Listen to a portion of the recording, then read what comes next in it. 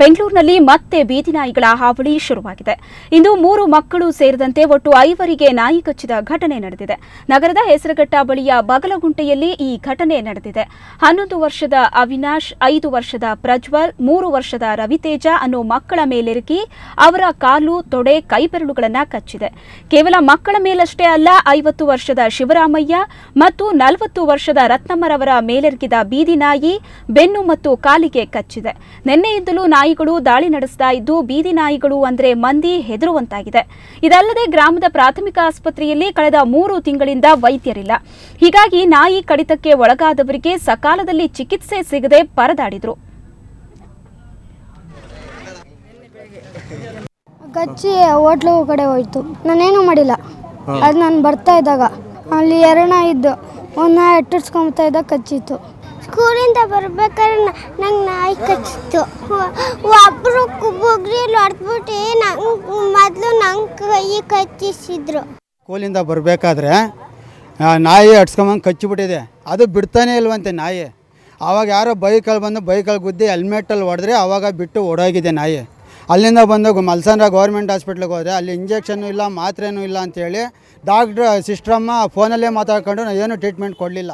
ಈ ಏರಿಯಾದಲ್ಲಿ ನಾಯಿಗಳು ಇಲ್ಲಿ ಕ್ಲೀನಿಂಗ್ ಇಲ್ಲ.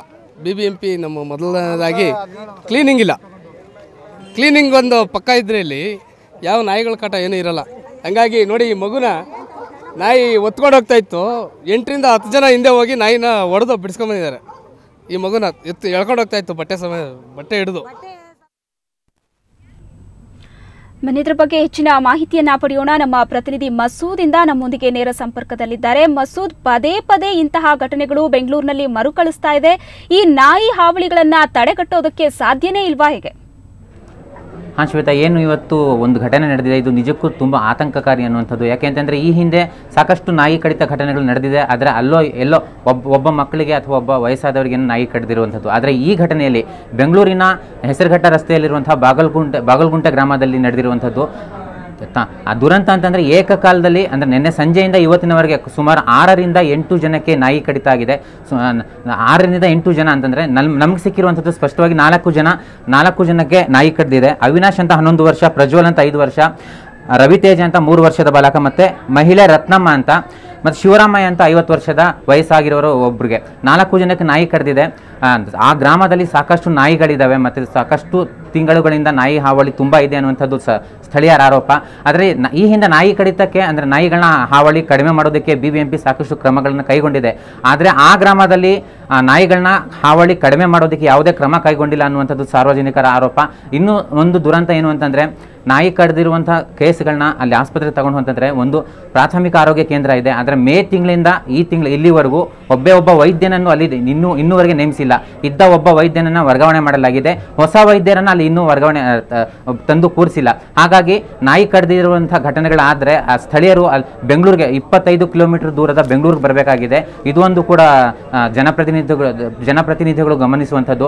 ಈಗಾಗಲೇ ಏನು ಕ್ರಮ ಕೈಗೊಂಡಿದೆ BJP ಜನಪ್ರತಿನಿಧಿಗಳು ಗಮನಿಸುವಂಥದ್ದು.